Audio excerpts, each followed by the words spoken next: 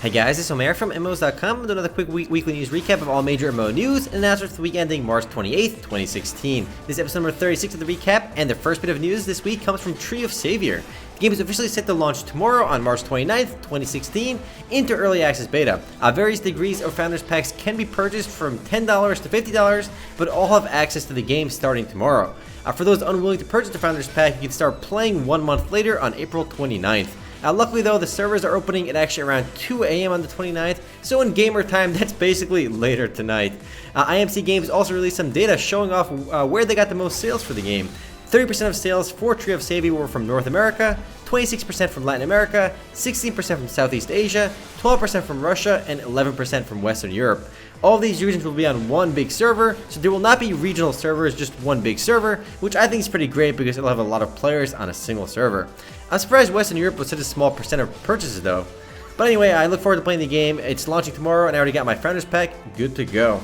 Next up, some unfortunate news from Whitebox Interactive regarding Warhammer 40k Dark Nexus Arena. It was a MOBA developed by them and it is shutting down officially on March 31st. It launched into Early Access on Steam on middle of December.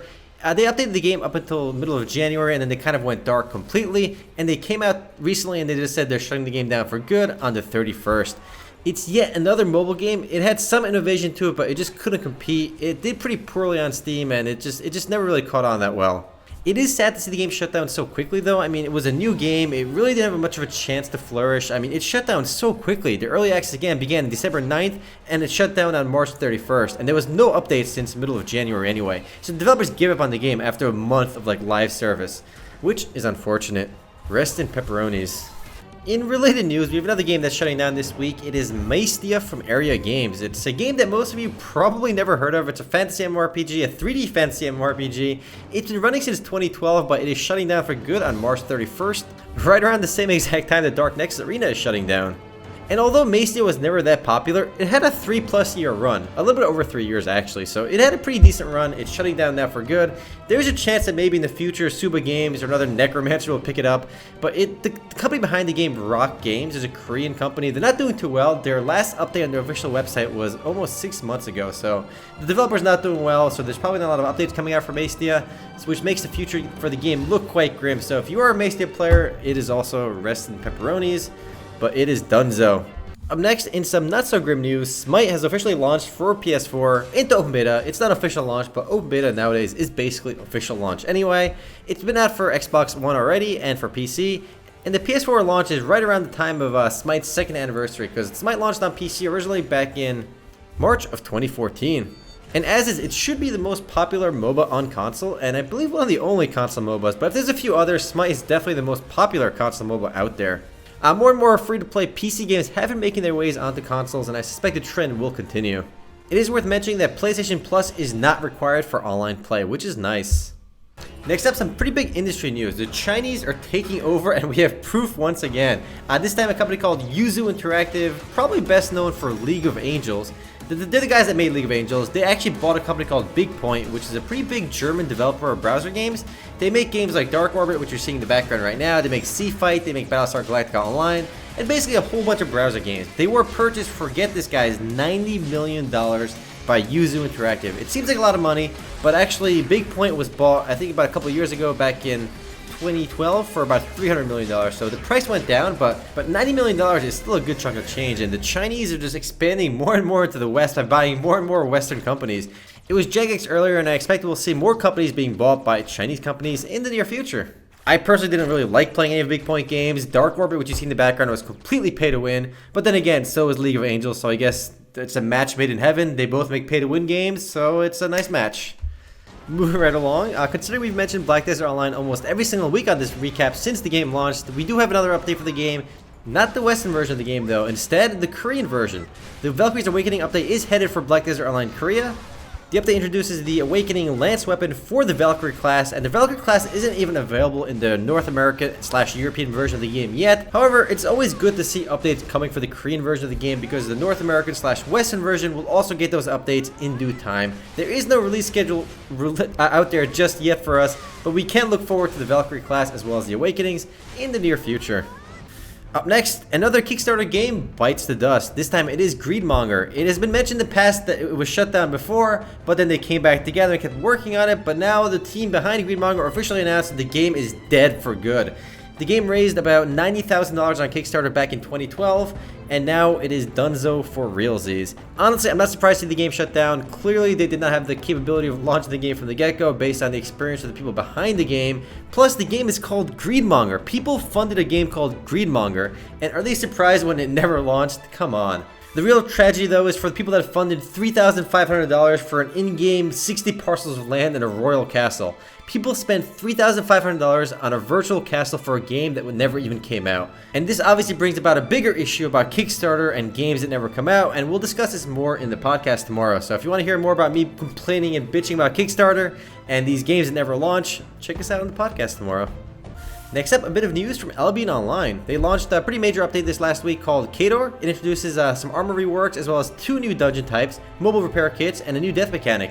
The way the death mechanic works is that once you hit 0, you go unconscious, and then you gotta get hit a few more times before you actually die. This update is worth mentioning this week because we haven't talked too much about Albion Online since we did our Sunday Funday video for the game, and since they announced that they're going to push back their release date and not be free to play. So keep in mind, originally Albion Online was set to be free to play.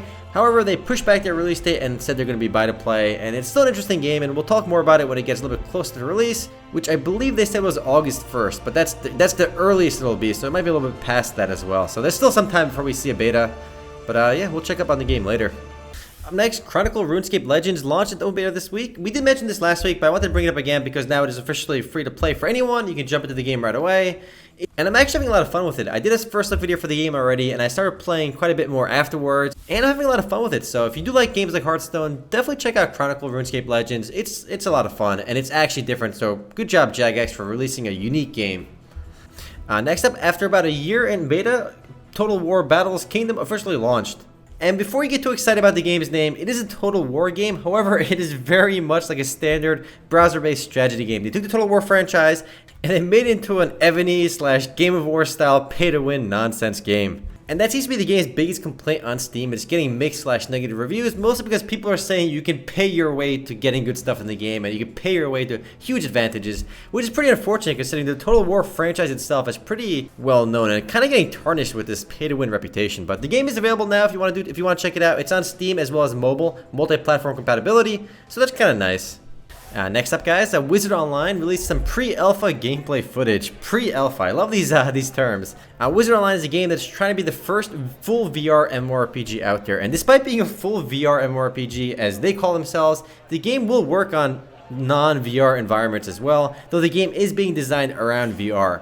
It is worth mentioning too that the game is developed by a pretty unknown studio, so there's no company like EA or Blizzard behind it, which makes the game kind of questionable, almost like a Kickstarter/indie style experience. Though they are making progress on the game, but my expectations are kind of low until I see the game playable myself. But it's still cool to see people aiming to release full VR MMORPGs. Wizard Online is aiming to be compatible with Oculus Rift, HTC Vive, and Leap Motion. Nothing in this 15 minutes of pre-alpha footage is too impressive, but it does show they're making progress. And again, it's still an indie studio behind the game, so the release schedule is still kind of flexible, so gotta wait for this one. As VR evolves, though, you'll expect bigger companies like EA jumping on the bandwagon and making some cool VR MMOs, hopefully in the near future. Until then, we can mess around with the generically named Wizard Online when it's playable eventually. The next and last bit of news this week comes from Pokemon Go. It's a game that we talked about in our podcast a while ago, but there's more information about the game now.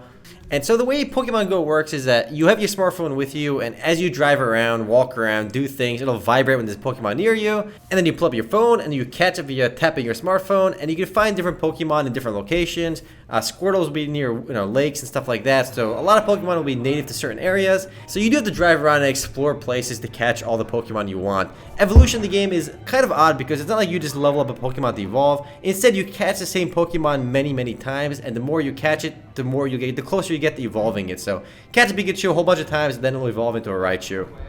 There is an early user test planned soon, however it will be Japan only, so a worldwide release is still unfortunately quite a while away.